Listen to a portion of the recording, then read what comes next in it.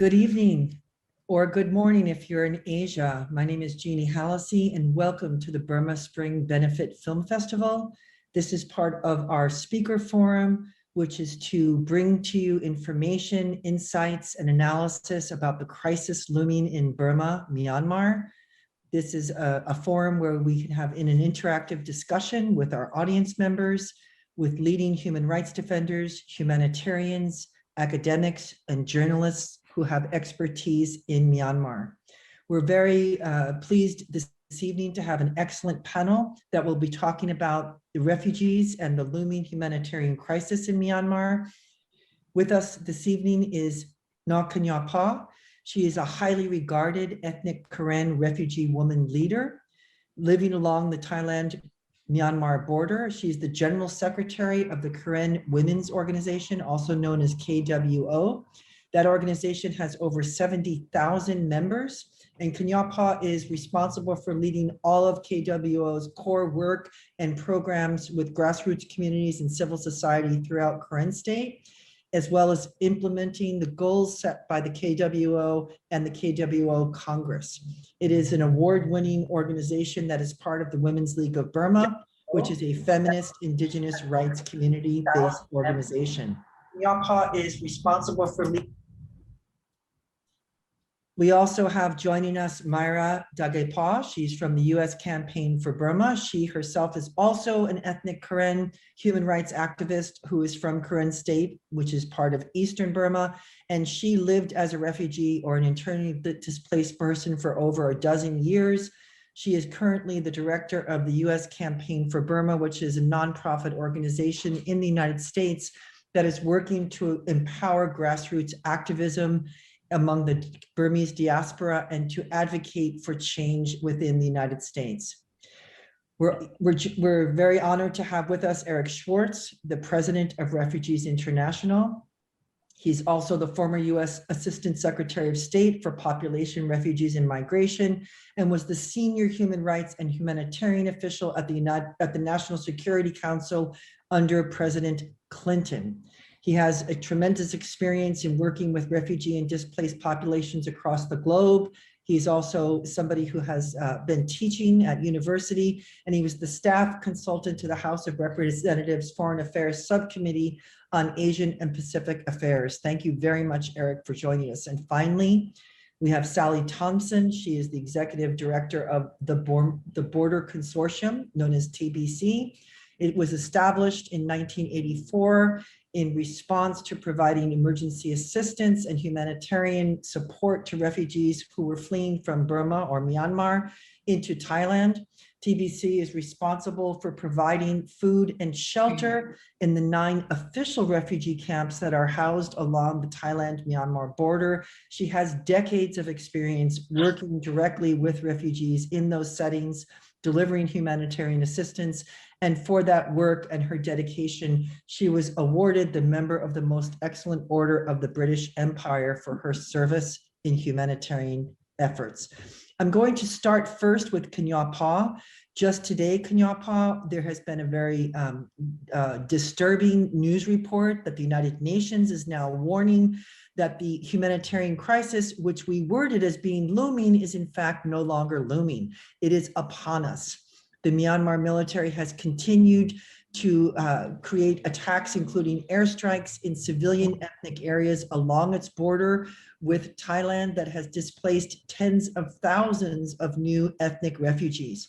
You are in the Karen State. The Karen people are among those who have had to flee from their villages inside Myanmar from these attacks. They are living as displaced persons. Tell us what it's like on the ground. What are you seeing in the communities, and what are the conditions like where you are? Yes, thank you for asking that question. Right now, we have more than 100,000 refugees in the Karen state and over 70,000 across the Karen areas. And because of the rainy season right now, people are fleeing from the air and ground attacks of the Burma army, and they are still hiding in the jungle. In the Karen areas, you know, the air attack took place 2 times in late March and also April. And people are, and also because of the ground attacks, even though refugees are continuing to displace, they dare not to return to their homes yet because of the fear that the airstrike will take place again, but the ground attack continue. And this is also the same to the Karenni areas. The new attacks that started in last week of May, and also the Burma army attacks the civilians and kill, at least 26 people and hundreds injured.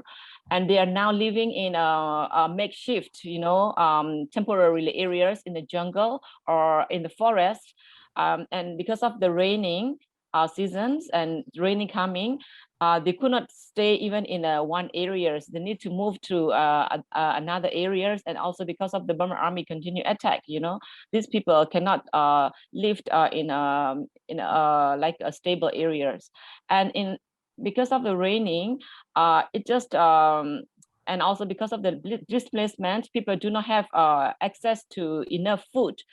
There is not enough food. They need food, not just the main food, rice, but also nutrition, and particularly, elderly, pregnant women with newborn babies, they have to deliver the baby in the forest while on the run.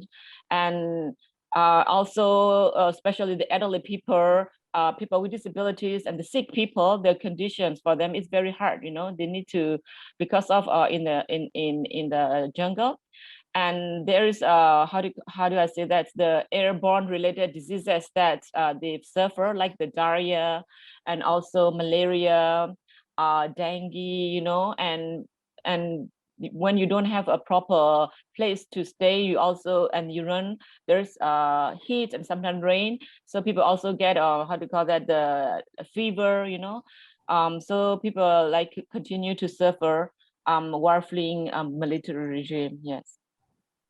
Thank you very much, Kanyapa. I'm sharing some images on the screen from various news sources showing the conditions in which these people are living as displaced persons. Some of the images are quite astonishing because we see people actually in the forest. We've seen people huddled in caves, yes. Families and children and women. Sally, I'm going to turn to you now just to go for the kind of macro view. You have been working with the refugees for so many decades. I just want to hear from you first. What are we looking at in terms of the numbers? And based upon your experience, is this something that you expected to see in 2021, given the fact that Myanmar was on a way to political transition? How does this compare with some of the numbers that you've seen? And I'm going to be sharing a map of the TBC while you're speaking as well, Sally. Okay, thank you very much, Jeannie, and good evening to everybody out there.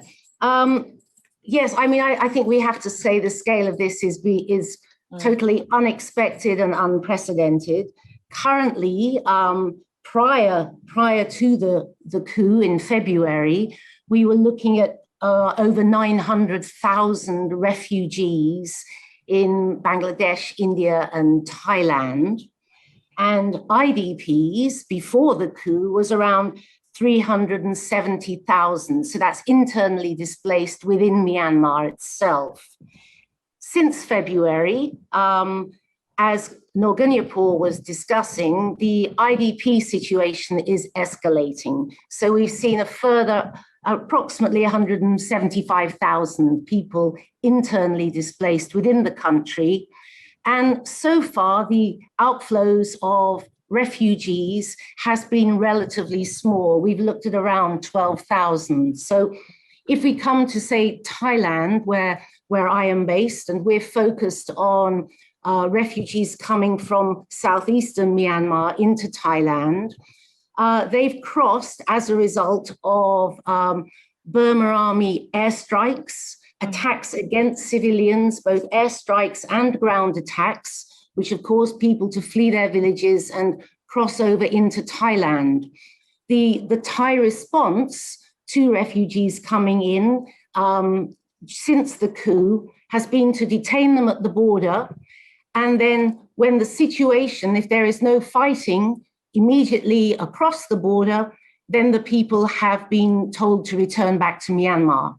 So today, although we've had around 7,000 people who have crossed into Thailand, those people have now returned to Myanmar, and they are staying in very temporary hideouts in the forest. They're camping along the Salween River under plastic sheeting. They haven't returned back to their villages. They haven't gone back to their homes. So at the moment, from the coup, we do not see refugees in Thailand. What remain in Thailand at the moment are around over 80,000 refugees who fled after decades of essentially attacks against the ethnic areas. People came into Thailand over the years. We'd had 250,000 people in the last 30 years who had come into Thailand.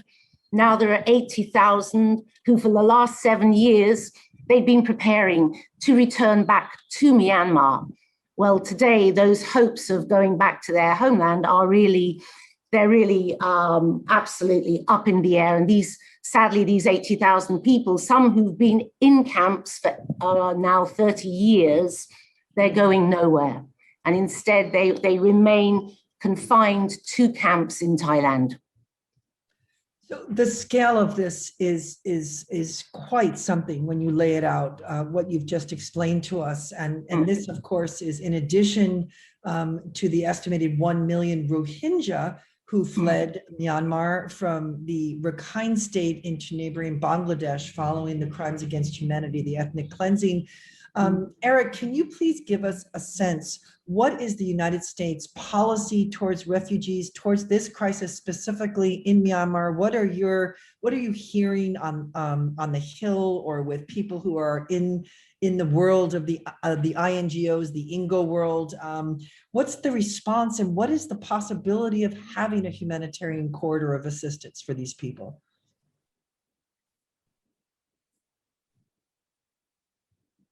Unmute.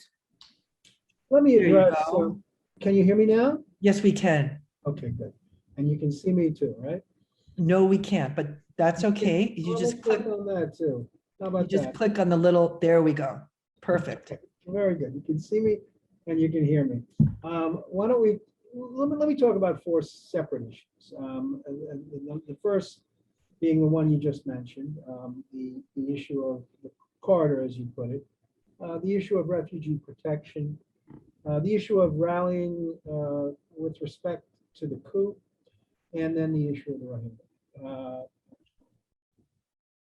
Well, according to UNHCR, the population of internally displaced since the coup, as Sally has indicated, is in the weeks prior to June 1st, they went from about 66,000 to about 175,000. And this probably brings the population of IDPs in Burma to about 500,000. The UN's office in Burma this week called for access, warned that 100,000 IDPs in Kayas are in urgent need of food, water, shelter, fuel, access to healthcare. The UN Special Rapporteur on Human Rights in Myanmar today called for urgent action to avoid loss of life. These are people in dire need. So basic decency demands efforts to provide assistance within Burma, including through cross-border aid.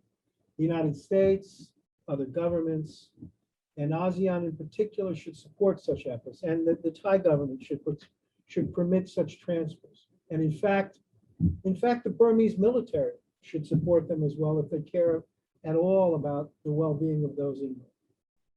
In addition, the Burmese should lift restrictions on international organizations like UNHCR, which has had a hard time getting assistance from within Burma to those in need. So the role of the United States in all of this, I think, is extremely important in terms of pressing all of the major actors and also being in a position to support the provision of the kind of cross-border assistance that could be so important.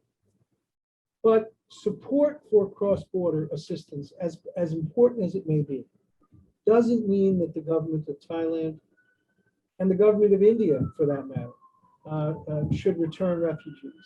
And the low number that was just mentioned of refugees in Thailand is in some considerable measure the result of Thai practices of pressured return that really is unconscionable. So the US government, the UN, ASEAN, others should press the Thai authorities on this critical issue, as well as allowing the UNHCR access to newly arrived refugees. These are critical issues.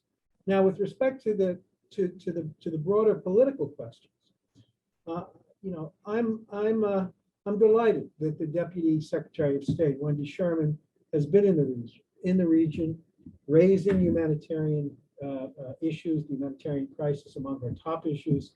And I know that the United States has been taking a range of measures.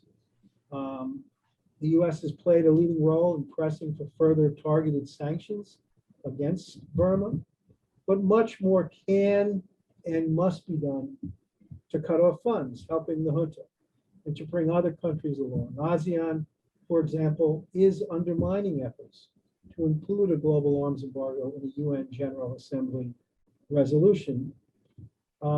There ought to be a US presidential envoy to help with these international coordination efforts. And so I guess the final comment I'll make is about the Rohingya. On the situation of the Rohingya, while we welcome the fact that the government of Bangladesh has provided refuge for some 1 million, our recent report, written by my colleague, Dan Sullivan, Fading Humanitarianism, the dangerous trajectory of the Rohingya refugee response in Bangladesh, describes increasing restrictions on Rohingya in that country, in Bangladesh. We also expressed the deepest concern about the situation on Bhasan Char, the island to which at least 18,000 Rohingya have been sent. And that deep concern about inadequate conditions, those concerns appear to be justified based on recent reporting that we're receiving. So the Biden administration must press the government of Bangladesh to do better. On the issue of the Rohingya and the genocide determination, which we believe is extremely important in rallying international support and scrutiny on the situation of the Rohingya and their treatment by the military in Burma. Refugees International led a broad campaign to convince the former administration, the Trump administration, to declare that the Burmese military had been responsible for the crime of genocide. We published our own legal finding, supported by a broad array of legal scholars, NGOs, thousands of citizens. We've now urged the Secretary of State, Tony Blinken, to make the determination, and we're hopeful that he will do so. I think it'd be very important in terms of rallying international support and attention. Senator Markey of Massachusetts, his Genocide Determination Act would require that the administration undertake a review and reach a finding. And we've been very supportive of this measure. So those are a broad set of issues, but I think they underscore the importance that an approach towards this crisis needs to be a comprehensive one, that focuses on human rights issues, that focuses on humanitarian response, and that focuses on refugee protection among other issues. Thank you very much, Eric. Myra, let's turn to you for the moment. What is U.S. Campaign for Burma doing about this right now? Do you have a campaign? What efforts are you making to have this issue be more widely known in the public and also to be addressed vis-a-vis U.S. policy? So thank you. We do work with our grassroots constituents and also friends and colleagues who are working on Burma issues, whether bring the issues at the Hill or the State Department, in order to share the information, because we do understand that our government officials will not have enough time to read everything or their stuff. And that is why, whether we're working through creating briefing papers with policy asks and also having colleagues on the ground, grassroots members, or ethnic diaspora, well, I shouldn't call it ethnic diaspora, the Burmese diaspora in the US working together in order to bring about the issues to their officials. So basically we're trying to get the information out, but at the same time, is that enough? No, it is not enough yet. We will still have to continue bring the issues to the officials so that they hear it enough and they built up enough political wheels in order to help bring about change. What we have right now is not enough. And I just wanted to emphasize that we need to do more. Thank you. Kanyapa, I'd like to turn back to you. If you could please explain to people who might not be as familiar with Myanmar, what is, when you're talking about Kaya state or the Karenni people, how is that different than the Karen people? And how close are these communities to the Thailand border? If you could just sort of give us that overview, and I'm going to call up a map while you're speaking to give people a sense of what you're talking about in the Karen district and the broader map with Thailand and Myanmar. Okay. So in Burma, we have different ethnic nationalities, and Karen and the Karenni is all, we are part of the ethnic nationalities in Burma, and particularly the Karenni, we are in Southeast Burma. So we are bordering with Thailand. So like for the Karen state, the Salwi River is the bordering to Thai side. So when we talk about the Burma army attacks and then people fleeing to the border, that means they're fleeing towards Thai border. And they also fled to Thai side to take protection in Thailand. Unfortunately, they are not allowed to stay for long, and they were forced to return by the Thai authorities, particularly the Thai army, after a few days of staying in Thai side. So yes, the Karen and the Karenni, also the states, we are kind of like a link. We are bordering, you know, the Karen state and the Karenni state are also bordering to each other. So yeah, if you look at in the Southeast Burma, there is a Karen state, there is a Karenni state, a Mon state, and then also upper south, north, there is also the Shan state, you know. So yes, the ethnic like are living in the bordering countries of Burma and in the ethnic state and also other region as well, yes. And what have you, I'm assuming you've been going out to these areas to visit the IDPs firsthand.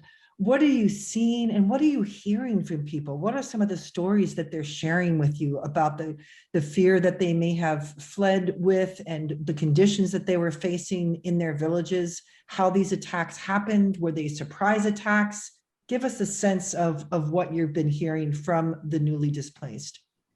Yes, from actually the Burma army always increased their presence in the ethnic areas and attack the ethnic areas, trying to control more ethnic areas. And the ground attack is kind of a normal to the villagers or the people, but the air attack is kind of new to a lot of people because there hasn't been air attack in the current area over like in the past 25 years.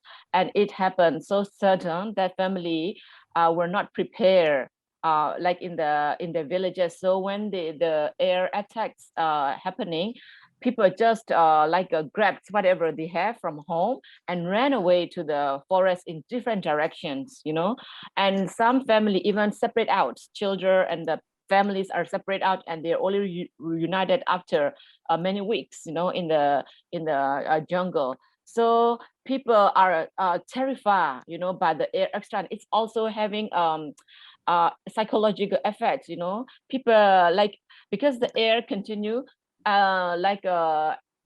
attack in many days in a row, and even if they do not come and attack, they always come and patrolling the areas. And so the people are terrifying whenever they heard the news that the airplane coming again, everyone just moved deeper under the cave or they hide in the jungle like that. So it's really creates a fears and terrifying the people. And when you were there among the communities, you could also fear, you know, people dare not to sleep outside, you know, in the out space. Everyone squeezed it into, you know, a valley or in a cave or under the cliff so that you feel secure, because you couldn't also hear the airplane first. As soon as you hear the airplane, there's already bombing or attacks, on the ground.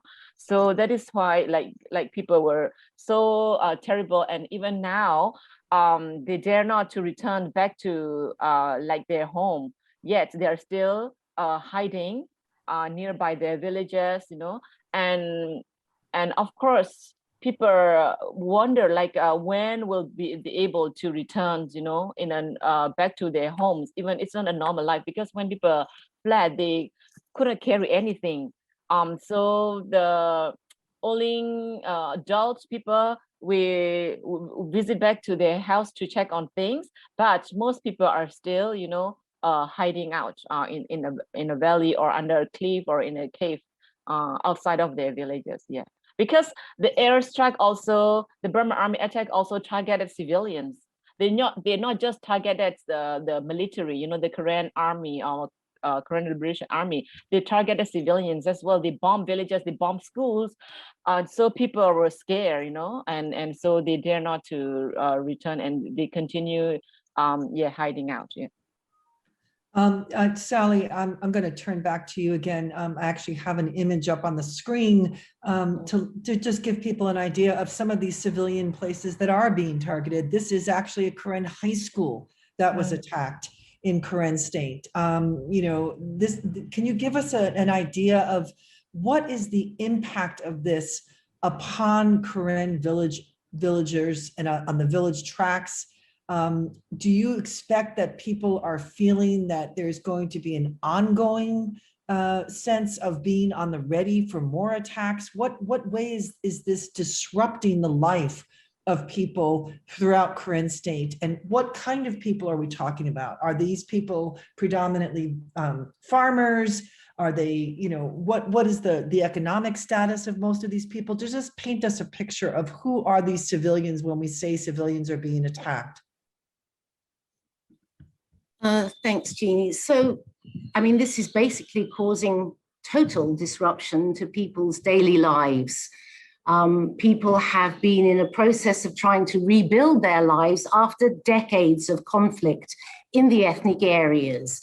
And people were going through this period of recovery, development, putting in place really reinforcing their education systems, their health service systems, and which they've been doing for decades. The ethnic service providers have built huge capacity for education, for delivery of health.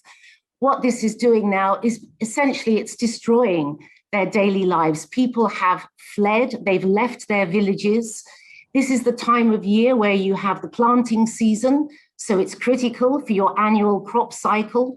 So people aren't planting, people are not able to get to their fields, so that threatens their food security, their livelihoods for the next year. So potentially we are looking at a population that is really being pushed to the brink of the poverty line, and we could be seeing really increased malnutrition in the days to come. I think what needs to happen here is it's about supporting these communities. It's about supporting ethnic service providers. The government has essentially virtually destroyed the health system in Myanmar. It's targeting hospitals. It's targeting health service providers. In the ethnic areas, they have built their capacity over decades. And I think it's for the international community to be mobilizing resources into these areas to support local capacities. In the time of an emergency, it's local responders who are able to support people as they flee into their areas. You have a range from the villages in Karen State, in Kaya, you're looking at families, households, families, village tracts fleeing as whole communities. But the difference this time is we're also seeing people who are fleeing from the urban areas, from the people who are involved in the civil resistance against the military dictatorship, people who are being brutalized by the Myanmar authorities who should be protecting them. They are fleeing also into these ethnic areas. So you're seeing a much more of a mix, not so much households, but you're seeing journalists, activists, you're seeing people from the National Unity Government, people who have warrants out for their arrests, who are having to flee into these areas for protection. So it's really, it's a mixed community. It's no longer just focused. I think previously we compartmentalized the conflict in Myanmar. It was what was happening in Kayah State, what was happening in Karen, and then over on the west, it was the Rohingya. But what we must not forget is it was the same army in Myanmar that was responsible and that is continuing these atrocities and human rights violations against their own people. And that is what we're looking at today. And so we're looking at something that's on the scale of the whole country, and it's a regional issue. We could be seeing, I think Eric earlier was referring to the refugees in Bangladesh, India. We are looking at this potential outflows. At the moment, it's small, but as the situation in Myanmar becomes more critical, we could see more outflows into the region. So it is about a response from ASEAN, it's about a response from the neighboring countries. There's a need for cross-border assistance to get to where the most vulnerable people are, through whatever means that it takes to do that. So you have a UN response, which at the moment in the country is being blocked. We are seeing roadblocks against humanitarian convoys trying to deliver aid. But at the same time, you also have the local response that is having to support and share what they have with the local communities who are currently being displaced. So we have to look at it, what's happening in each area, but also as the country as a whole, because everyone is affected by this, as we're seeing the dismantling of all services, whether it's healthcare, whether it's education, and this is something that needs to be addressed. Thank you very much. Eric, I'd like to turn back to you for a moment and just to ask, did this crisis as we're seeing it today, and certainly with the United Nations statement today, do you think it has taken the international community by surprise?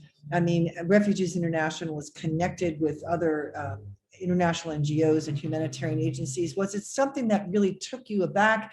And do you think that the international community as a whole is responding adequately? And if not, what more could be done?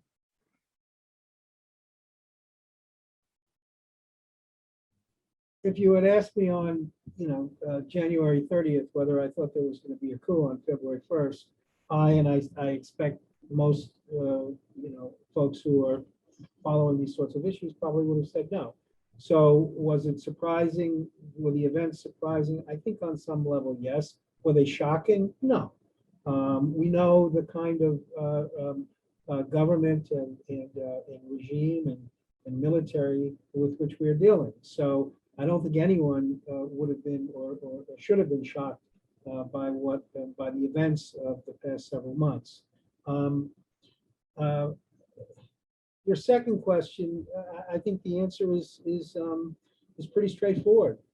The answer is no. A crisis of this magnitude, with the extent of human suffering involved, with the brutality involved, with the regional destabilization that it is creating, with the geopolitical implications. I mean, the idea that the governments of the world are not rallying to support humanitarian objectives, to support refugee protection, to really bring serious and sustained pressure to bear on the military in Burma. That's a tragedy. That's a tragedy, and part of it is the result of the geopolitics, the fact that the role of China, the ambiguity at best, fecklessness of ASEAN. These are all factors that are contributing to the perpetuation of this crisis. I do think the U.S. administration and the Secretary of State, Tony Blinken, I think I think the administration cares about these issues, and I know that they are responding generously, on a range of humanitarian ways, and I think that is all very positive. But this administration, I think the U.S. administration needs to take those instincts and inclinations towards respect for human rights, towards respect for and support for humanitarianism, has to take those instincts and translate them into much bolder and much stronger action, and a greater inclination and will to exercise leadership. Because if in this particular instance, in these particular circumstances, if the United States of America is and the Biden administration is not prepared to play that strong role, nobody else will. And so I think that's really important. I would like to open it up to questions from anybody who is watching us live now. To please feel free to put your question in the chat, or if you have a comment, we'd be welcoming that from you. Kanyapa, I want to go back to you, and I just want to give a little bit of a context again for folks that might not be as familiar with Myanmar.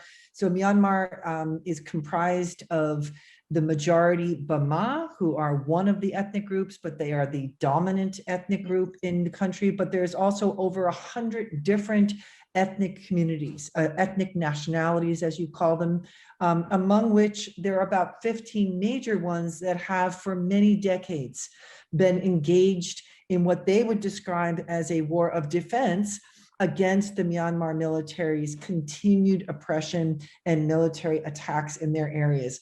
During this time, we have heard a lot of reports from Myanmar, from both the protesters as well as those that are in the diaspora, about this talk of federalism. What does that mean to someone like you, who is an ethnic leader? What are the Karen people? You yourself are considered an ethnic leader among the community. What do people like you as a leader want for the Karen people, for the ethnic nationalities as a whole? And what does federalism mean? Explain that to us, of what that vision is about. Mm-hmm. Yes, as you already mentioned, yeah, in Burma, we have a different ethnic nationalities. So federalism is the best solutions. We would like to have our ethnic identities being respected, able to make decisions over our own affairs, and have our culture also promoted and respected. Our history is being taught in our school, and to be able to also study our language without fearing. Because what happened in Burma is right now, for the ethnic people, we have the two fights. What we say for the majority Burman, right now we are fighting against the dictatorship. We would like to end, the Burma military dictatorship, the coup, to bring down the coup and then restore democracy, right? So that is the one fight. But for the ethnic people, our second fight is federalism. We want ethnic equality. We want the end of the Burmanization, because in our ethnic areas, we felt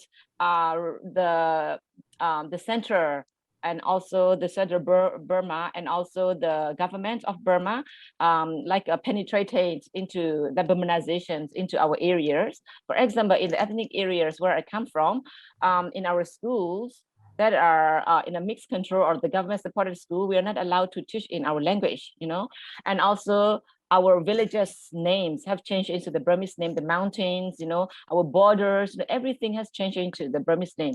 So we see this as urbanizations, and our infrastructure, like the education system, health, is not recognized at all. When the Burmese government, central government, came into our areas, instead of recognizing our already existing schools, they were destroyed and set up a new schools that are teaching their own curriculum, their own history values, and also imposing their language, upon the ethnic people. So the ethnic people are fighting against this. We want our ethnic identity to be recognized, and our history, our language to be respected, and we want and like a political system where we are able to elect our leaders and have a say in the government, and the law is fair and apply equally to everyone. So that is our dream, and what we are hoping to achieve in Burma in a federalism. Yeah. Thank you. And we have a question from Greg. I think this might be for Sally, and perhaps Kunyapa can weigh in as well. You mentioned earlier, Sally, that unlike in the past when it was ethnic nationalities only fleeing from these attacks across borders, and whatever those borders were, whether it was the eastern border with Thailand or the western borders, right now we have a mixture. There are Burmese, right, who might have been journalists or activists who have been targeted for arrest or worse, that are now taking shelter in these ethnic areas. Is that posing difficulties for the IDPs, and how are they also taken care of in terms of the assistance? Does it tax the system even more? Tell us about that, and perhaps Kunyapa wants to also add to that. So yes, we have what we call civil disobedience, like CDM people movement that are fled to the border in the ethnic areas. In the current areas, we have over 4,000, CDM, including journalists, activists, but also teachers or health, from different backgrounds.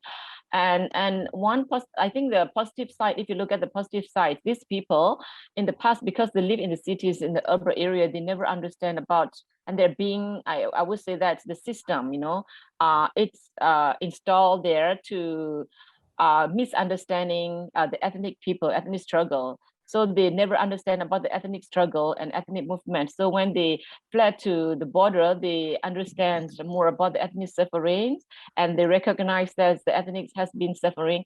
And the ethnic people have been taking care of these people. That means providing them with shelters and looking for support so that they will also continue to survive, and like for example, during the air attack in the ethnic areas, some of these people that are also in the ethnic areas.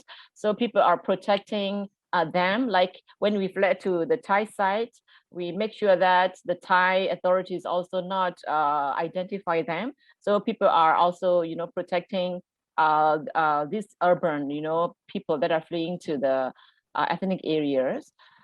So I would say that there is more understanding from them to understand the ethnic situation, and also the ethnic people are helping those fleeing CDM. And I mean, everyone is, we know that our common enemy is the Burma army, the military, the current SAC, State Administration Council. So everyone is working towards a common goal and building up more understanding. So I think that is good. And we, even though we don't have enough assistance or support, we're sharing. If we get support, we also, whether CDM, also people need support, we're also sharing to the CDM people as well. And we're advocating for the needs of these people as well. Yeah. Sally, this is, it's so striking that when we look back at the 1988 student uprising and those that fled that were also urban, from various backgrounds that were much less accustomed to survival in the jungle or survival even in village community areas, getting shelter with the ethnic groups. It's a repetition of this in a sense, but do you think there's a fear that it could also make it more of a security risk for the ethnic groups, because the Myanmar military realizes that they are also sheltering these non-ethnic people who have participated in the civil disobedience movement or taken a public stand against them? What do you think about that? I think the primary factor really is that they're there, they're seeking protection, and that's what the ethnic areas are able to offer. I mean, what we're seeing is violence being unleashed on a huge scale, and it's affecting everybody. So essentially, all civilians are at risk. We're not just seeing, this isn't targeted violence, this is actually indiscriminate violence. And so, yes, there's a risk by people coming perhaps from the urban areas into the ethnic areas, but the ethnic areas themselves are a target. So I think in that sense, what it's doing, it's all part of the same here. They all have this, they're all, as Ganyapur said, they have a common enemy, which is the Burma military, which is this military dictatorship, which they are looking to put aside. They've said enough. They've suffered under this for decades. But I want to just add something to what Ganyapur said, is that I think it's a way of building bridges. It is building understanding. And I think when you look at the National Unity Government and the ministers that have been appointed under the National Union Government, what is interesting is the diversity, is that inclusion from the ethnic areas, it's a much broader spectrum than we're used to seeing in the government in Naypyidaw under the former leadership. So I think this very fact now that you're seeing people coming from the urban areas into the ethnic areas, it's all part of building that understanding. It's about also recognition of the skills, of the capacity within the ethnic areas in terms of civilian governance that they have built over decades. So I see it. I see it as something that's part of building. It's about building those relationships, which is so important between what has been a very centralized Burman-dominated leadership to actually coming together more to be much more inclusive, not seeing the ethnic areas as out remotely in the hinterlands, the borderlands, but they're very much a part of the whole. Thank you, Sally. I'm going to turn back to Myra for a moment. And Myra, I'm going to share an image, which, again, there's been so many incredible images coming out lately. But among the ethnic nationalities, the Karen, the Kachin, the Chin, the Shan, the Kaya, Karenni, many of them are Christian. Whether they are Baptists or Seventh-day Adventists, including Catholics. And here is an image of a Catholic church that was targeted. And Cardinal Charles Bo of Yangon, who is very revered within the country as a voice of social justice, who has long spoken out against the human rights abuses against the ethnics, and is himself Kachin, also gave a statement regarding this. You grew up as a refugee. And here you are now in the United States. Do you feel hopeful from what Sally said that the silver lining in all this might be that this is the time when finally all of those living in Burma, whatever their ethnic nationality, whatever their faith, whatever their background, can finally come together in a unified way to create meaningful peace? Are you hopeful? I'd say it's a little early to say yes, but I'm not hopeless either.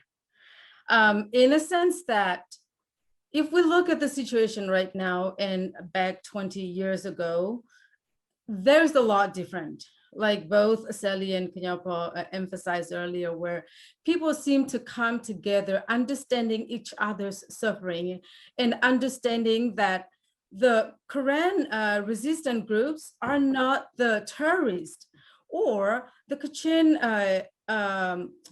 army are not terrorists at the way the Burma army perceive them.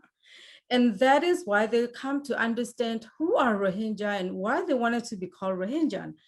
So the bottom line, we come to know that our common enemy is the Burmese military junta, who is holding on to the power all these years. Bring that together in our knowledge, understanding, and putting it together in our heart and soul. I do strongly believe that from here on, keep our understanding together, work together, and trying to remember that we've been divided and we've been conquered for all these years, and this divide and conquer tactic must end.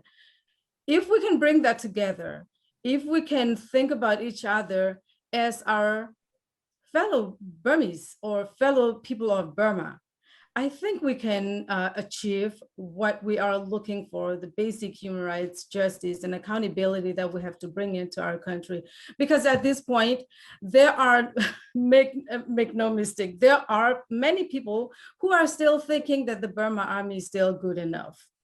But for us, those who have to suffer for all these years, for me, since I was born as an internally displaced person, I will never be able to see the Burmese military as the good guys, because they don't even do what they have to do to protect the people. Instead, they go out and they kill people.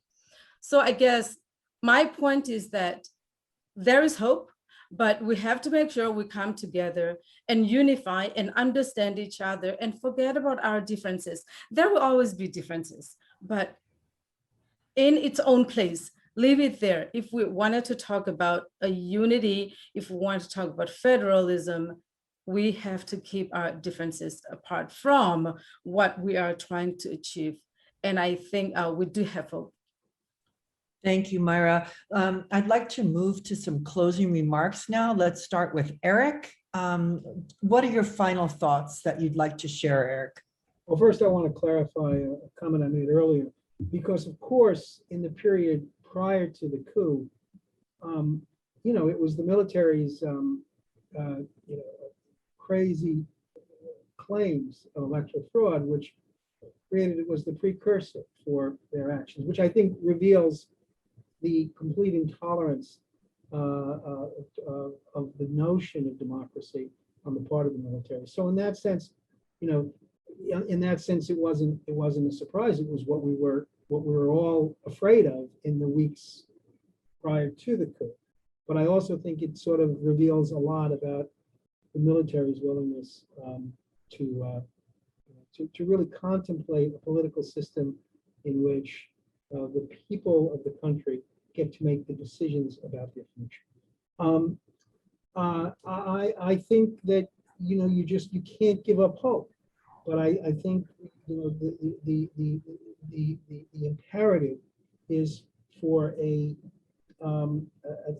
integrated international effort that focuses on humanitarian need, refugee protection, presses governments in the region to be responsive and be receptive, but at the same time, it has a very powerful, a diplomatic component, prepared to impose sanctions on a regime that has demonstrated no willingness to envision a democracy in any real sense, and to work very hard to rally governments of the world behind this international effort. We haven't seen that yet to the extent that we need to see it if we're going to envision a real change in the country.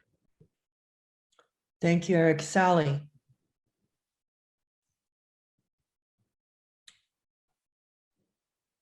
I would certainly echo those sentiments, and really, from the US perspective, they have shown great commitment to refugees over the last 30 years from Myanmar, and we would sincerely hope that will continue and that they will use their ability to engage with the region and neighboring countries to ensure that when people need protection, they are allowed to cross the border and get protection in neighboring countries from Myanmar, and they're allowed to stay there and receive assistance until such time as it is safe for them to return. But similarly, all means should be used to ensure that assistance is provided to the huge increasing numbers of internally displaced people, and whether that means cross-border, or whether that means allowing safe passage through humanitarian corridors within the country, it is a must. It is essential. Otherwise, we're going to have a crisis of epic proportions on our hands. Thank you. And Nakanyapa, rightfully, you should have the last word here. I'd like to go out sharing this image because, as we know, refugees around the world, the most vulnerable are invariably the women, the children, the elderly, all of whom are in this very powerful photograph. we had a final question from the audience, Nakanyapa, saying that, what do you think? Are the ethnic nationalities willing to work with the Burmans now? If there is, in fact, this sort of awakening of realization that they have not been partnering with their ethnic brothers and sisters all these years, what is your hope and what is it that you want from the international community?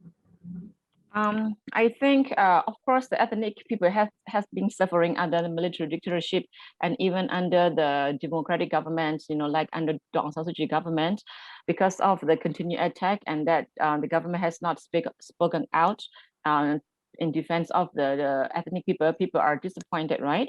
But I think if the Burman themselves changing their mindset, open up, opportunities and understanding the ethnic people more, I think the ethnic people are, of course, willing to continue to work together and to fight against the military dictatorship, as well as establishing of the federal union in Burma. And I think for all of us, we cannot just stop by being angry at the military dictatorship or being sad because the civilians suffer. We need to do everything we can, what we can do right now, in the ethnic areas, because they're being attacked, not just ethnic area, everywhere. So people need support. We need to make donations to contribute to support the people on the ground. We can, for the ethnic area, you can support the local people because they are the one who can also deliver aid to the most needy people. So we need to, we can do, from the people that are far away, that we feel hopeless, but there is something that you can do to support the people, to make a contribution, make a donation. But also for those who are able, to do more advocacy work, we need international protections. When the refugees are fleeing, when they fled to Thai side, we already know that the Thai authority pushed them back. So we need international protection. So we really want government, UN agency to really pressure the Thai authorities to allow refugees to take a shelter.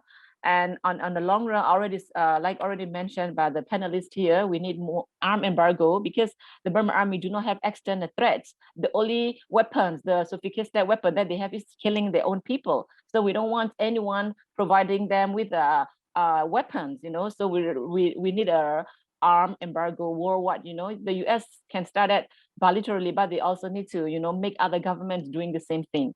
And we need to hold the Burma army accountable to their actions. There is a case, the ICJ case, that we need more country, the government, to support the Burma cases at the ICJ, but also referring the Burma situation to the ICC.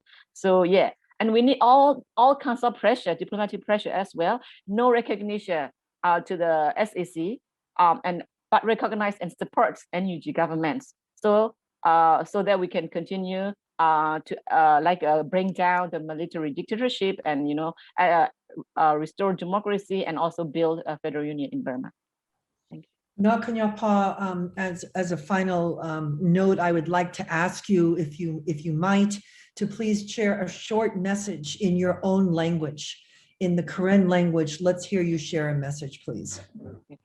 With us to our software master, qua lỡ của bố chúng ta có ba đợt phá khắp lỡ từ khi lúc xí đã software master rồi cái chỗ có cái tụi này kể ra lỡ qua lỡ của bố từ phá đi tới lỡ từ phá tạo ưu tán này cái gì thôi ở mà nó bờ bắt ta thế ra lỡที่qua chúng ta từ phá ba đợt ta ini lỡ bây giờ từ của ba nó ta lỡ master từ phá lỡ đây ta software master mình cái tụi này kể ra mình cái ta software này từ phá mình cái ta tạo ưu taเอานี่ก็คือเท่ากับหมอเนาะเป็นรูปแบบว่าปากกัวเดี๋ยวถ้า software master ดีตัวเราเป็นมาร์เก็ตเตอร์กุยตัวมอสโซโรดตัวเท่าได้ federal democracy แล้วก็เดี๋ยวก็เสือพวกบุญนี่แล้วเนาะTableau, Kanyapa. Speaking of giving, because Kanyapa mentioned that we have to give, this entire event, the Burma Spring Benefit Film Festival, the speaker forum, is an effort to not only inform and educate and advocate for change, but it is a fundraising initiative. If you have seen any of our incredible films that are up there, we have over 35 amazing films, documentaries, shorts, feature films, including by Burmese directors, this excellent speaker forum every night of the festival. We need you to donate, please. Whatever means you can donate according to your own economic means is welcome. All of it will go to support humanitarian efforts for the nonviolent movement inside Burma, Myanmar. And we urge you to please, if you had your heart opened, please open your wallet, because this is why we are here this evening. I would like to thank, before we close, our excellent technical support from Max Salbury, one of our volunteers. This entire initiative is done by volunteers. Greg Butensky, who is also part of the Film Festival organizing team, along with Kenneth Wong, Gaetano Maeda, Alan Sunaki, Ellen Bruno, all of whom have devoted themselves to make this event possible.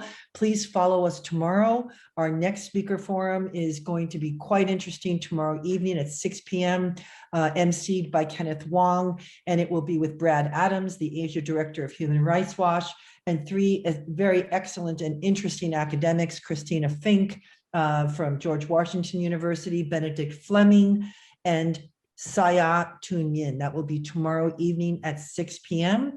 Please join us. Please visit the website, watch the films, and donate. We thank all of you for your time. Eric Schwartz from Washington, D.C., Refugees International.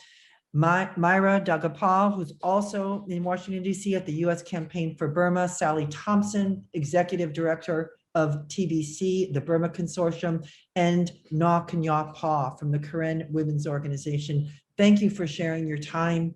We really appreciate it. I learned something this evening, and may you, Kanya Pa, stay safe, and all of the people with whom you work.